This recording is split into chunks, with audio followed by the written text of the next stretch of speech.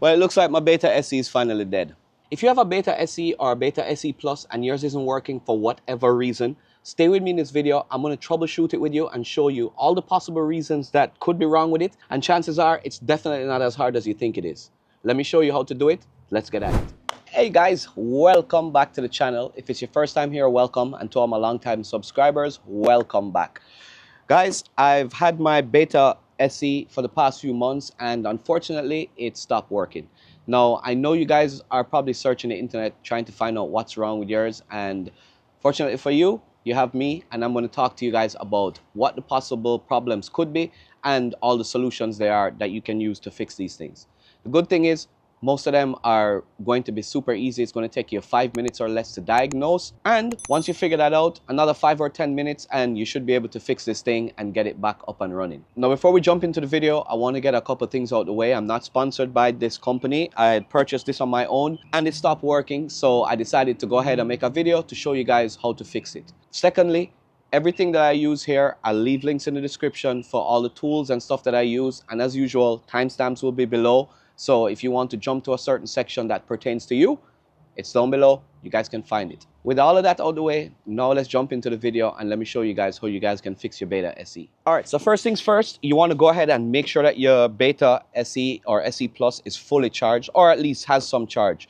Now, if you don't know, if you have the Plus, plug it in for a little while, or if you just have the SE, turn it on, leave it out in the sun for a couple hours. It should charge itself up.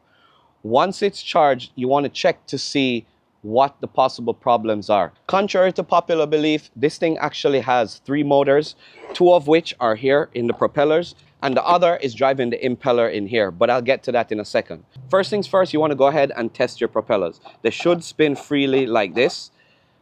This one, you can see it's a little bit rough. It doesn't spin, it spins and it stops. So I know that this motor here is probably damaged. Next, you want to go ahead and turn it on and see if the impeller spins on its own.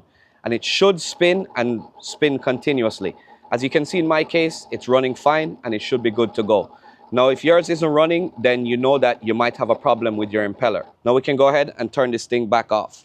Once you've figured out whether it's your impeller or your propellers that are not working, what you want to do is you want to inspect your propellers. If you have anything wrapped around the shaft, go ahead, unravel it and test it out again and see if that fixed your problem.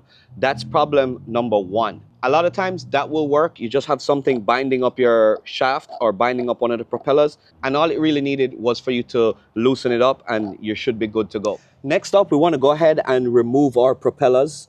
They're only held in place by this center screw here. So you can go ahead and remove them each one by one. Once you got the screws done, go ahead, set them to the side, set them somewhere safe where you don't lose them. Once you got the screws off, you should just be able to pull on the propellers and they should come right off of the shaft. Once you got the propellers removed, again, inspect and make sure that you don't have anything wrapped around the shafts here. In my case, they're pretty clear, but I can tell by trying to spin it that this one is very hard to spin. And this one moves pretty freely. I can turn it, you can hear it, but this one is very hard to turn. A good thing to note also when you remove your propellers is that they're labeled left and right. They should have an L and an R located on the body of the propeller.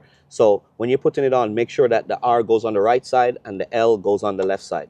All right, just important to note so you guys don't get them mixed up. Now you want to go ahead and remove the motor that drives the propellers.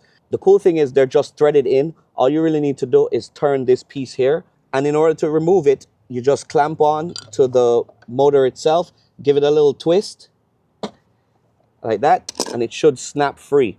Betta sent me one of these special tools that you can use as well that just thread on, and all you need to do is give it a turn, which makes it a little bit easier for you to remove it. Once you've broken it loose, all you need to do is twist the motor itself and it should thread right off, and you should be able to, and you'll be able to have your motor like this.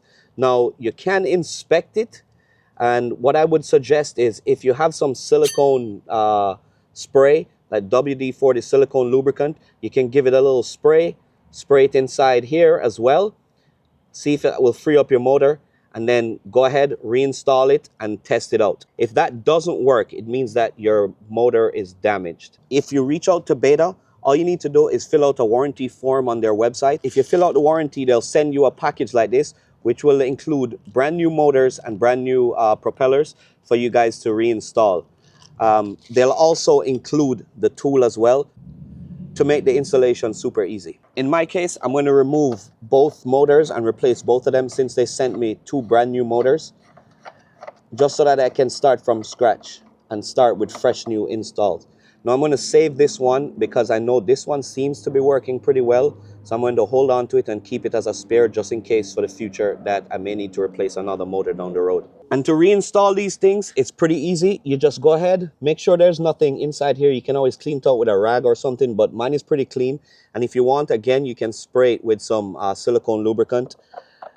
Once you have your new motor, you can just go ahead, thread it on, install the other one. And once you have it installed, you can go ahead and tighten it again using either their tool or a pair of channel locks. You don't want to over tighten it, you just want to make sure that it's nice and snug.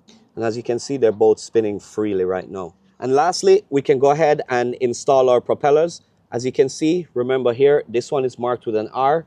So this one goes on the right side. So all you do is slide it on, slide the left one onto the left. Once you got the propellers on, you can then go ahead and reinstall the screws that hold them in place. Now these things have thread lock on them, so you just want to give them you don't want to over tighten them.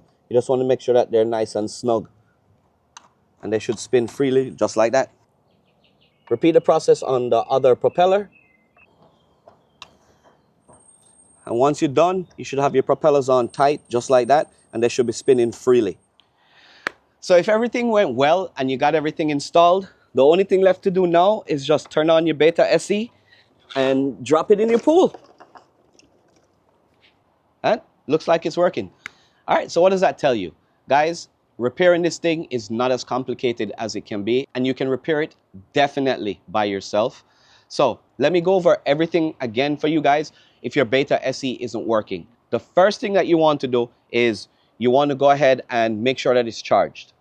Next thing you want to do is you want to go ahead, turn it on and inspect and see which one of the motors are having trouble. If you can't tell which one isn't working, turn it back off and spin the propellers manually and see which one of them are binding or aren't spinning freely. Once you've done that and you've identified it, the next thing you want to do is take off the propellers and check the shaft for anything that might be caught around it. Sometimes it might just be simple as a piece of twine or a piece of hair or something that gets caught around the shaft. If you find that, take it off, unravel it, and then put your propellers on, see if they'll spin freely, and then test it out.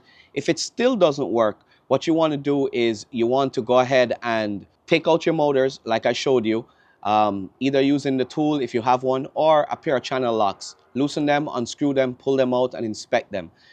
Sometimes just spraying a little bit of WD-40 silicone lubricant is probably what it needs, just to kind of, sometimes crud or rust gets built up in there and it just stops working. Now, if this works and you put it back in and you turn it on and it works, then you're good to go. If it still doesn't work and it's working intermittently, I would reach out to Betta and let them know what's going on.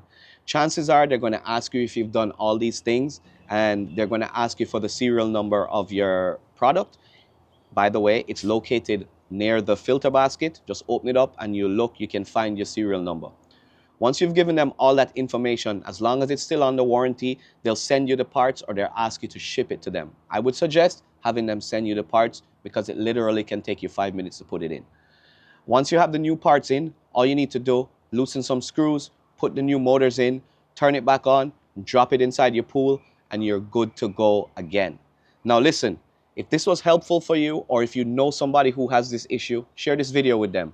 And if you enjoyed it, give it a thumbs up, and don't forget to subscribe to the channel for more DIY content and reviews and tips and tricks like this one. If you guys have a pool skimmer that you're using and that you are enjoying or that you have problems with, leave a comment below. I'm pretty interested in hearing what others out there are using. So if you guys are using the same one and you have issues, or you have no issues, or you're using a different one, let me know. Let's talk about it. Leave a comment down below.